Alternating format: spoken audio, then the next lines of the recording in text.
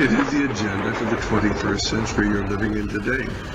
For a brave new world where everything that you cherished and held true will no longer exist.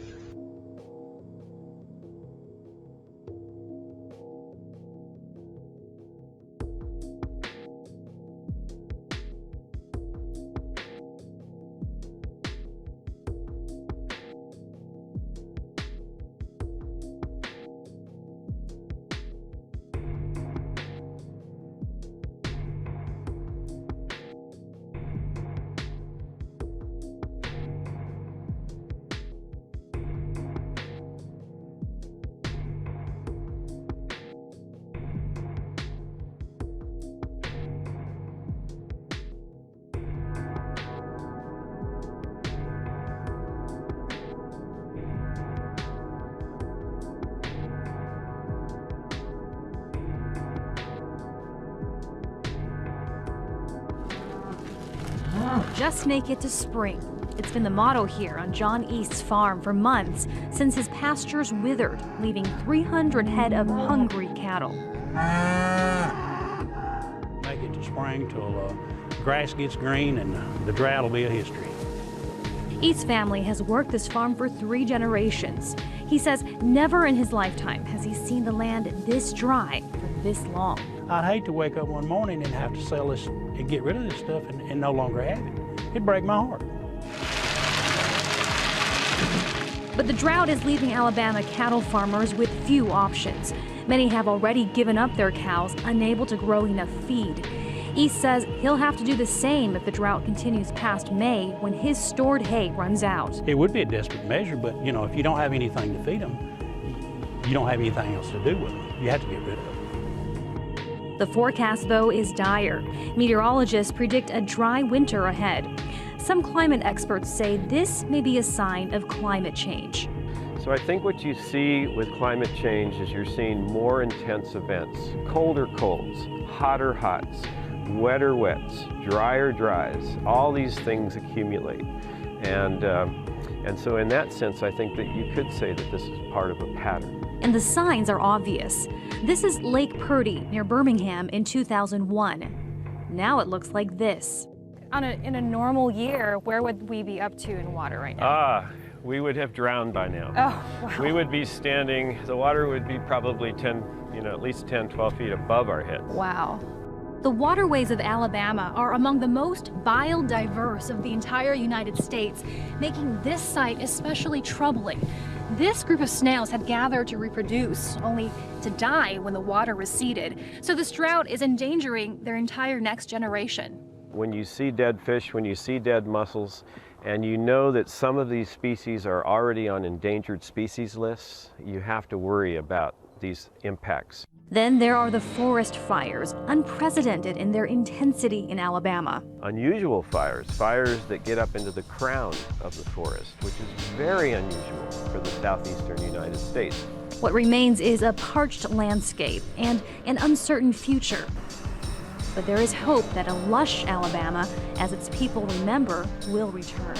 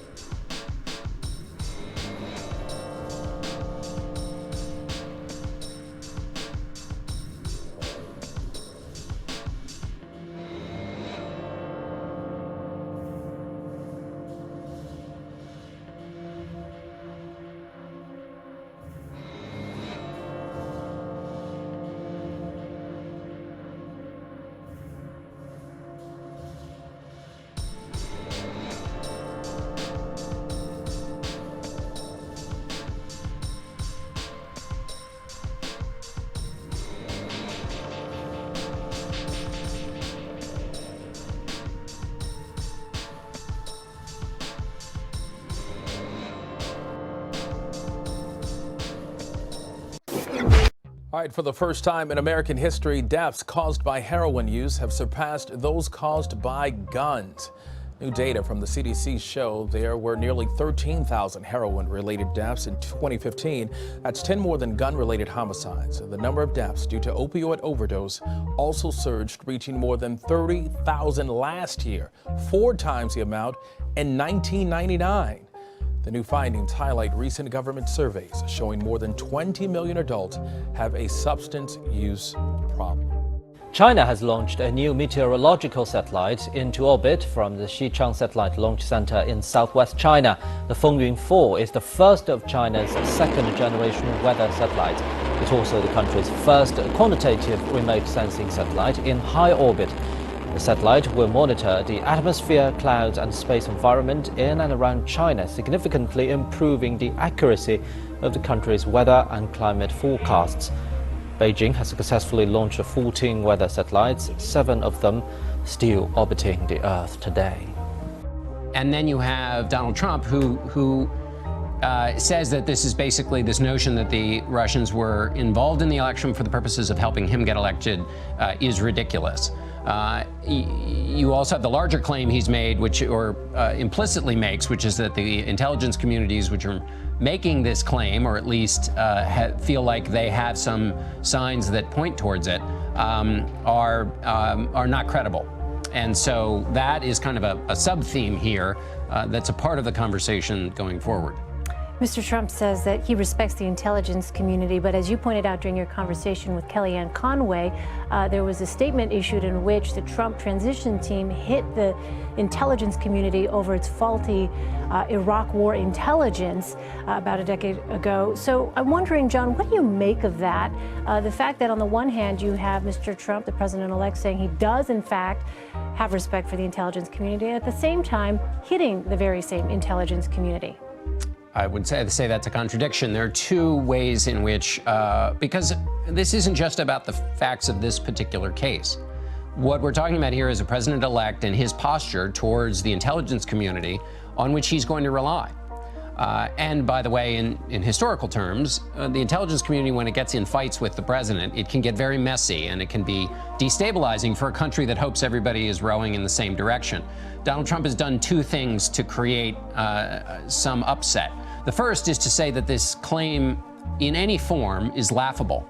So that undermines whatever the intelligence community has come to. That's not to say the intelligence community has 100% certainty, but they have enough of an indication that they are raising the issue with senators. So to call their findings laughable is an affront. And then the second is when this story broke in the Washington Post about the intelligence community and their view of things, the response from the Trump team was not to argue with the facts of the case, but to basically say, remember, these were the folks that thought there were weapons of mass destruction in Iraq, which is to basically undermine all of their findings, to undermine their credibility and their competence. And that is not only something that's just broadly offensive, but it also creates a tension between the president-elect and the intelligence community, and he's about to go work with them.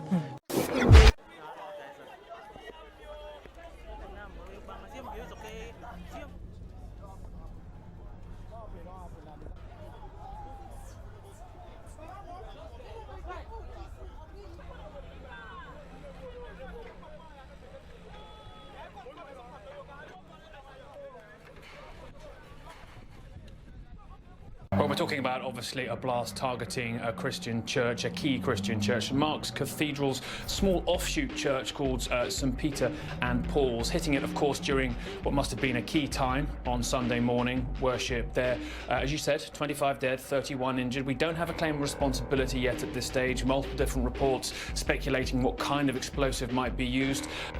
Politicians on the verge of losing their place in government. Nathan Law, one of the leaders of Hong Kong's umbrella movement that saw hundreds of thousands take to the streets for greater political reform, calling on people not to give up. This rally was organized after the city's chief executive called for a judicial review to remove 4 elected lawmakers who used their oaths of office to send anti-China messages. More than 400 European solar energy firms have demanded the EU immediately scrap minimum pricing trade measures against China. They are harming the growth of an important industry across the European continent, it's claimed. The boss at one of Britain's biggest solar panel installers, Lightsource, saying European tariffs act as a drag on the development of clean energy. You know, there's absolutely no question that solar is going to win the race. And all that this does is slow it up for Europe. It just makes absolutely no sense, because ultimately the recipients of this, i.e. the Europeans, can only win because it means that we can generate electricity at a cheaper price. I don't see the problem with that. Lightsource is always on the lookout for new ways of pushing out solar panels, here covering a reservoir near London. Trade barriers acting as a damper on such innovation and business, claims the company. The EU's minimum price rules were introduced 4 years ago to combat alleged overproduction and dumping from Chinese manufacturers, to create a level playing field currently disputed by China. Lightsource claims it's research and development and the economies of scale that give the edge to Chinese solar panels. Yeah, clearly where you sit is where you stand. You know, if I'm in a situation where I'm a manufacturer, a small manufacturer of solar panels, who clearly, because of my volume and, you know, my lack of money to invest in R&D, is not able to compete on that level playing field, then clearly I would have issues with that. However, I'm a businessman. At the end of the day, what we're about is producing electricity at the cheapest possible price for the end user, full stop. The pressure on the European Union then from both producers and installers keen to shine their light looks set to remain unrelenting. Africa is suffering from a crisis of internally displaced people. A new report from the Internal Displacement Monitoring Center found that 12.4 million Africans are living in a state of ongoing displacement because of conflict and violence. That's 30% of all people worldwide internally displaced by conflict. In 2015 alone, about 2.4 million Africans were internally displaced by conflict. And while violence has long been a root cause of displacement, the report also found a rising cause for concern. Last year, 1.1 million Africans were forced from their homes by rapid onset disasters, mainly flooding. The report warns climate change is only going to make those disasters worse. Droughts and higher temperatures are expected to become more common, and that could lead to a feedback loop. As farmers get displaced by drought, food insecurity could lead to further displacement. In 2009, 40 African countries signed an agreement to help internally displaced people, but a lack of data has made helping difficult. But this report is the first of its kind for Africa, and researchers hope it can help fill in some of those gaps in data. We have some breaking news to report. There's been a suspected terror attack in Turkey. It happened outside a soccer stadium in central Istanbul. At least 20 people were wounded and at least 2 explosions believed to be car bombs. And there are reports at this hour from local broadcasters that the attack may have targeted a police vehicle. So far, no one has taken credit. This terrorist attack took place with 2 explosions taking place, one right outside the İnönü Stadium, which is located very close to Taksim, the other one at a park very close to the stadium as well. They believe that the one at the park is also a suicide attack. Patladı şurası, vallahi patladı. Yemin ediyorum patladı. Now, this attack took place 1 hour after an important football match between Bursaspor and Beşiktaş. The game had already ended, so the fans had already dispersed. There were a lot of riot police at the scene because they were there to protect the fans due to the football match. So it seems that the target of this terrorist attack were actually the Turkish riot police. The crime scene investigation unit was there at the scene.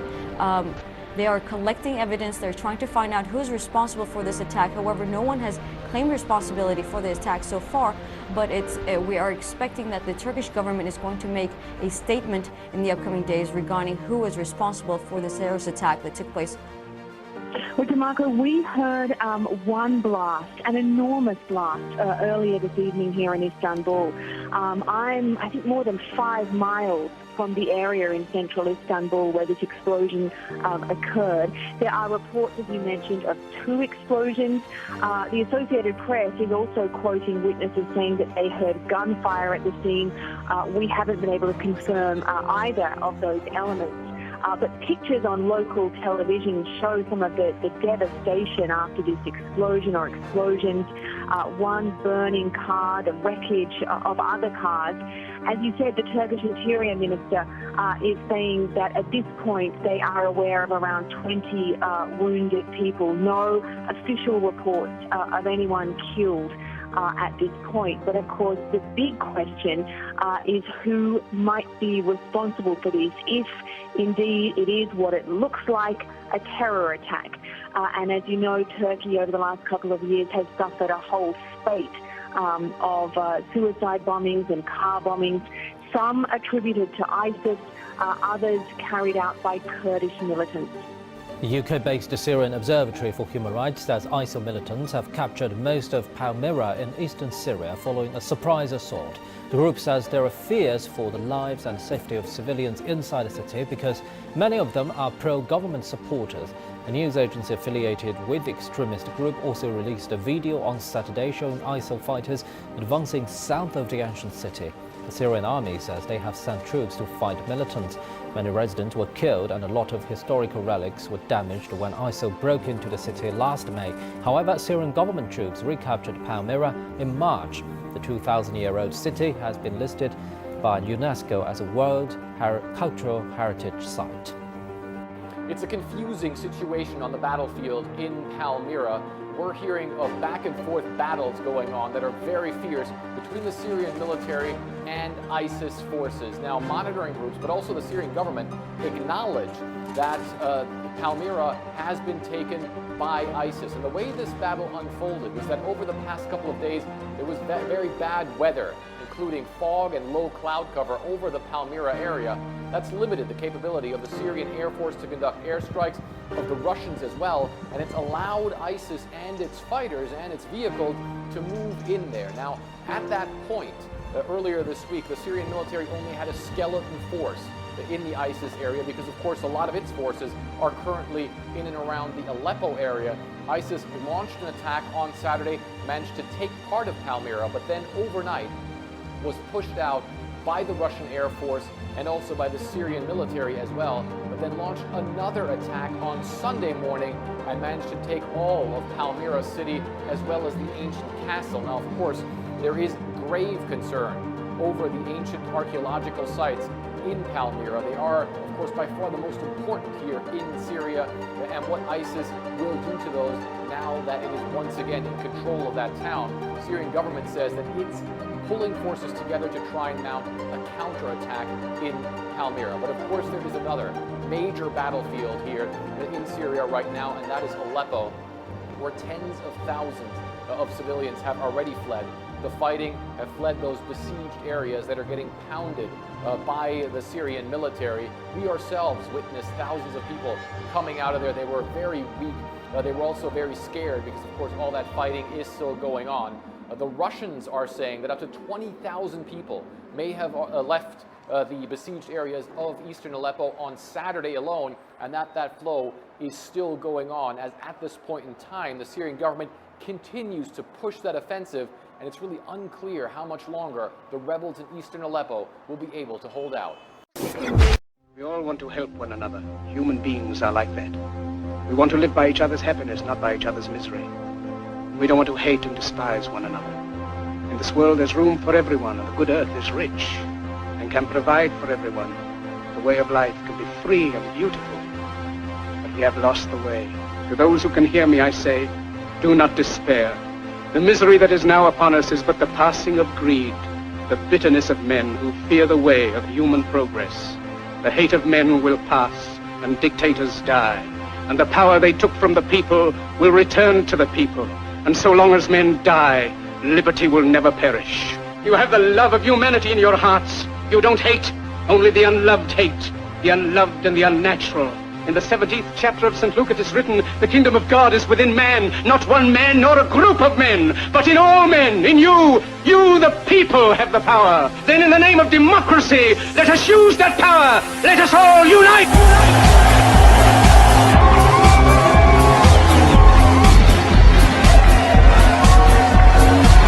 In a time of domestic crisis, men of goodwill and generosity should be able to unite regardless of party or politics.